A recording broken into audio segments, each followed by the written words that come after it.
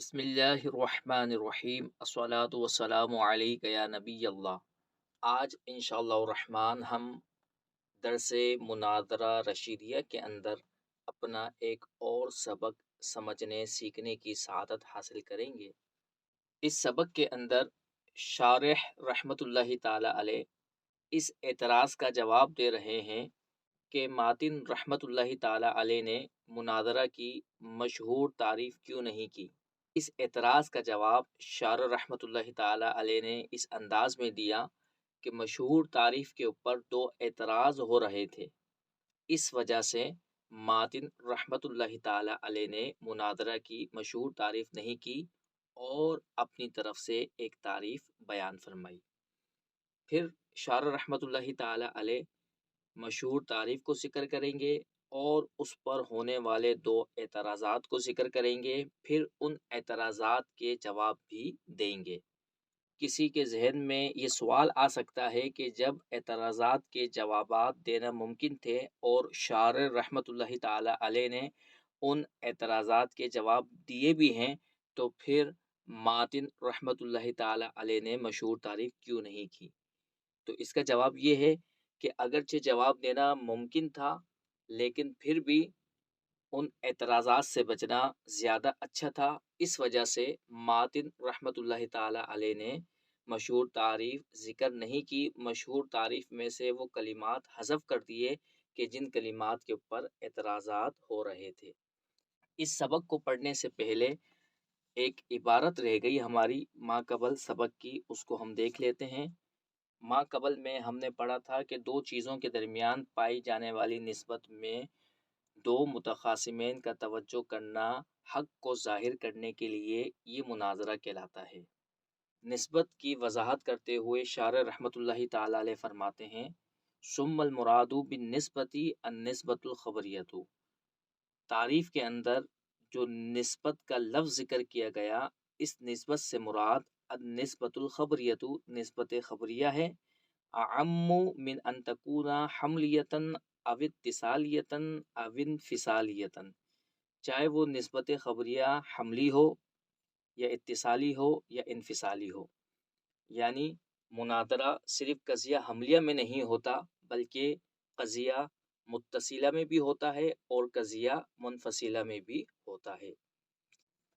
آج کا سبق شروع کرتے ہیں۔ شارح رحمۃ اللہ تعالی علیہ کہتے ہیں، وعلم جان لیجئے انہ کان دأب المصنفین، کہ مصنفین کی یہ عادت رہی ہے، ان یعرفوا المناظرۃ والآداب بقولہم، کہ وہ مناظرہ اور آداب کی تعریف کیا کرتے تھے اپنے اس قول سے، النظر من الجانبین فی النسبۃ بین الشیئین اظہارا للصواب، دو چیزوں کے درمیان پائی جانے والی نسبت میں دو لوگوں کا نظر کرنا درستگی کو ظاہر کرنے کے لیے۔ یہ مشہور تعریف تھی اور مصنفین مناظرہ کی اسی انداز میں تعریف کیا کرتے تھے، لیکن چونکہ اس مشہور تعریف کے اوپر دو اعتراض ہو رہے تھے، ماتن رحمۃ اللہ تعالی علیہ نے ان اعتراضات کی وجہ سے مشہور تعریف کو چھوڑ دیا، یا یوں کہہ لیں کہ مشہور تعریف میں جن الفاظ پر اعتراض ہو رہے تھے، ماتن رحمۃ اللہ تعالی علیہ نے ان الفاظ کو چھوڑ کر اپنی طرف سے دو الفاظ کا اضافہ کر دیا۔ مشہور تعریف کے اندر النظر پر اعتراض ہو رہا تھا، ماتن رحمۃ اللہ تعالی علیہ نے النظر کی جگہ لفظ توجہ کو استعمال کیا، اور مشہور تعریف پر دوسرا اعتراض الجانبین کے لفظ کی وجہ سے ہو رہا تھا، ماتن رحمۃ اللہ تعالی علیہ نے الجانبین کو چھوڑ کر المتخاصمین کا لفظ استعمال کیا۔ النظر کے اوپر ہونے والے اعتراض کا خلاصہ یہ ہے، اعتراض کرنے والا کہتا ہے کہ آپ کی مناظرہ کی تعریف جامع افراد نہیں، یعنی جو مناظرہ کا فرد تھا اس پر یہ آپ کی تعریف سچی نہیں آ رہی، لہٰذا آپ کی تعریف جامع افراد نہیں۔ اور جانبین پر جو اعتراض ہوا تھا، اس کا خلاصہ یہ ہے کہ جانبین کے لفظ کی وجہ سے آپ کی مشہور تعریف جو آپ نے مناظرہ کی ہے، یہ مانع افراد نہیں، یعنی جو مناظرے کا فرد نہیں تھا اس پر بھی یہ تعریف سچی آ رہی ہے۔ پہلے اعتراض کی وضاحت یہ ہے کہ نظر کہتے ہیں ترتیب امور معلومات لتعدی الی مجہول، یہ نظر کا منطقی اصطلاحی معنی ہے کہ مجہول چیز تک پہنچنے کے لیے، مطلوب چیز تک پہنچنے کے لیے امور معلومہ کو ترتیب دینا،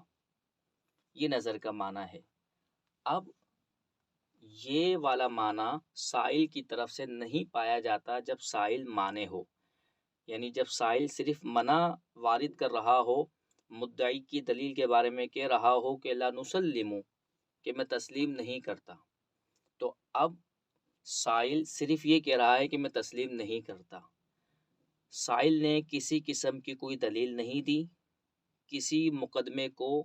ترتیب نہیں دیا، امور معلومہ کو ترتیب نہیں دیا۔ جب امور معلومہ کو اس نے ترتیب نہیں دیا تو اس کی طرف سے نظر نہیں پائی گئی، جب اس کی طرف سے نظر نہیں پائی گئی تو اس پر مناظرے کی تعریف سچی نہیں آ رہی، حالانکہ وہ بھی مناظرے کا ایک فرد ہے، لہٰذا آپ کی تعریف جامع افراد نہیں رہی، جو مناظرے کا فرد تھا اس پر آپ کی تعریف سچی نہیں آ رہی۔ شارح رحمۃ اللہ تعالی علیہ نے جواب دیا کہ نظر کا یہ والا معنی اصطلاحی معنی ہم یہاں پر مراد نہیں لے رہے، بلکہ ہم نظر سے یہاں پر اس کا لغوی معنی مراد لے رہے ہیں، اور وہ معنی ہے التفات النفس الی المعانی، کہ نفس کا غور و فکر کرنا معانی کی طرف۔ اب یہ والا معنی سائل جب منع وارد کرے تو اس پر بھی سچا آتا ہے، کیونکہ سائل جب منع وارد کرتا ہے تو وہ معانی کے اندر غور و فکر کرتا ہے، لہٰذا اب یہ تعریف جامع افراد ہو گئی۔ دوسرا اعتراض الجانبین کی وجہ سے ہوا تھا، اور وہ اعتراض یہ تھا کہ آپ کی تعریف مانع افراد نہیں، یعنی جو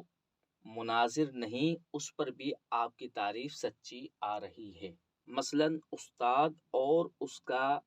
طالب علم، اس کا شاگرد کسی چیز میں غور و فکر کریں تو وہ مناظر نہیں ہوتے، لیکن آپ کی ہوئی تعریف ان دونوں پر سچی آ رہی ہے، کیونکہ دونوں کی طرف سے نظر پائی گئی، دونوں کی طرف سے امور معلومہ کو ترتیب دیا جا رہا ہے تاکہ مجہول چیز کو حاصل کیا جائے۔ تو استاد اور شاگرد جب کسی چیز میں غور و فکر کرتے ہیں تو وہ مناظر نہیں ہوتے، لیکن آپ کی مناظرے کی تعریف ان پر سچی آ رہی ہے، لہٰذا آپ کی تعریف مانع افراد نہیں ہوئی۔ تو اس اعتراض کا جواب شارح رحمۃ اللہ تعالی علیہ نے اس انداز میں دیا کہ اگرچہ الجانبین یہاں پر لفظ عام ذکر کیا گیا، لیکن یہاں پر الجانبین سے مراد المتخاصمین ہی ہیں، اور یہ متخاصمین کا لفظ ہم عرف کی وجہ سے لیں گے، کیونکہ مناظرین کے عرف میں جانبین سے متخاصمین ہی مراد ہوتے ہیں، تو مناظرین کے عرف کی وجہ سے یہاں پر ہم الجانبین سے المتخاصمین مراد لیں گے، یعنی یہاں پر قرینہ جو موجود ہے وہ یہ ہے کہ مناظرین کے نزدیک، مناظرین کے عرف میں جانبین سے مراد متخاصمین ہی ہوتا ہے، لہٰذا یہاں پر الجانبین سے متخاصمین ہی مراد ہوگا۔ اب یہ تعریف استاد اور شاگرد پر سچی نہیں آتی، ان کے درمیان جو غور و فکر ہوتا ہے اس پر یہ تعریف سچی نہیں آتی، لہٰذا یہ تعریف مانع افراد ہوئی۔ اب جو وضاحت اور خلاصہ ہم نے پڑھا ہے اس کو عبارت سے حل کرتے ہیں۔ شارح رحمۃ اللہ تعالی علیہ کہتے ہیں وَلَمَّا كَانَ يَرِيدُ عَلَى ذَلِكَ، اور جب کہ وَلَمَّا كَانَ يَرِيدُ عَلَى ذَلِكَ، اور جب کہ وارد ہوتا تھا، وَلَمَّا كَانَ يَرِيدُ عَلَى ذَلِكَ، اور جب کہ وارد ہوتا تھا عَلَى ذَلِكَ، اس پر، کس پر، یعنی مشہور تعریف پر اعتراض وارد ہوتا تھا۔ پہلا اعتراض یہاں سے ذکر کر رہے ہیں، شارح رحمۃ اللہ تعالی علیہ کہتے ہیں وَلَمَّا كَانَ يَرِيدُ عَلَى ذَلِكَ، اور جب کہ اس پر، اب صحیح ہے، شارح رحمۃ اللہ تعالی علیہ کہتے ہیں وَلَمَّا كَانَ يَرِيدُ عَلَى ذَلِكَ، اور جب اس مشہور تعریف پر وارد ہو رہا تھا اعتراض۔ کون سا اعتراض؟ یہ والا اعتراض، پہلا اعتراض کہ ان النظر من الجانبین لا یصدق، کہ دو جانبین سے نظر کرنا لا یصدق یہ سچا نہیں آتا، علی اس صورت پر ما اذا اقتصر السائل کہ جب سائل اختصار کرے علی مجرد المنع صرف منع پر، یعنی سائل صرف منع پر اختصار کرے، وہ نقص وارد نہ کرے، وہ معارضہ وارد نہ کرے، وہ امور معلومہ کو ترتیب نہ دے، صرف منع پر اختصار کرے، وہ کہے لا نسلم، میں تسلیم نہیں کرتا، تو اب اس سائل کی طرف سے نظر نہیں پائی گئی۔ ایک اعتراض یہ تھا۔ وہ ایدن، اور اسی طرح یہ دوسرا اعتراض تھا، ان الجانبینی کہ جانبین کا لفظ عام ہے، من المتخاصمین متخاصمین سے، والمناظرۃ حالانکہ مناظرہ لا توجد نہیں پایا جاتا الا بینہما مگر متخاصمین کے درمیان، یعنی یہ تعریف مانع افراد نہیں،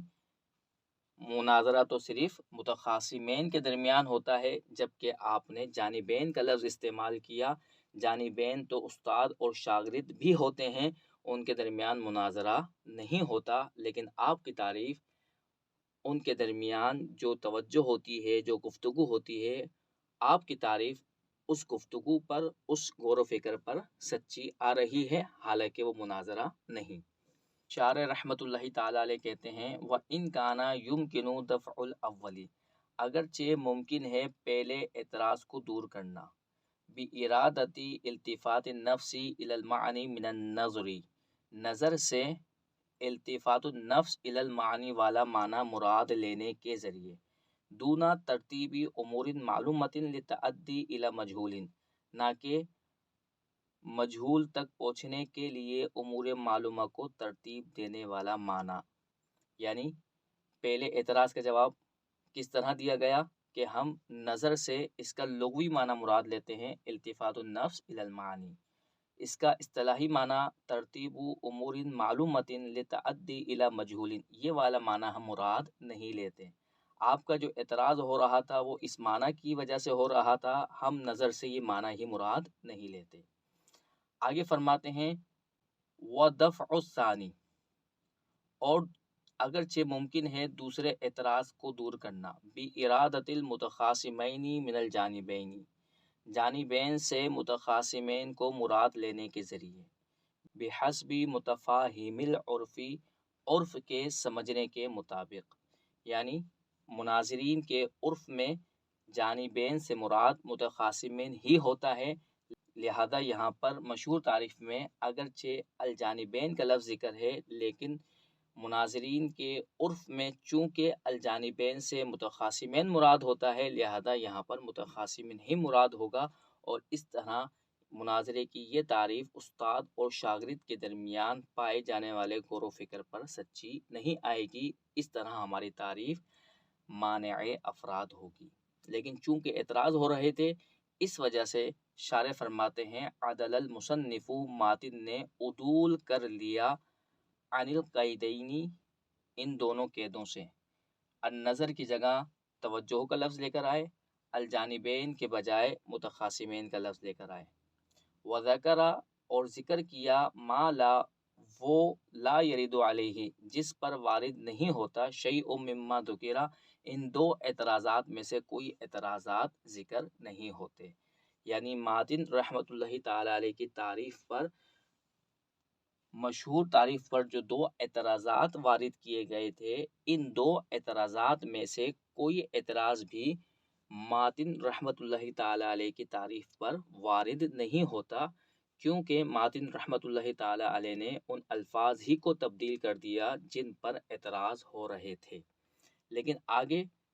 شارح رحمۃ اللہ تعالی علیہ بیان کریں گے، اگرچہ ماتن رحمۃ اللہ تعالی علیہ کی تعریف پر یہ دو اعتراض تو نہیں ہو رہے، لیکن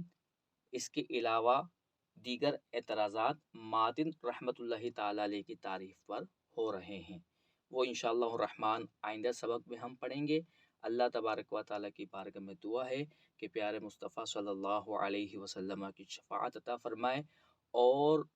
فلسطین کے مسلمانوں کی غیب سے امداد فرمائے، اور یہودیوں کو، عیسائیوں کو جو اس ظلم پر راضی ہیں، اللہ ان کو تباہ اور برباد فرمائے اور ان کو عبرت کا نشانہ بنائے۔ وما علینا الا البلاغ المبین۔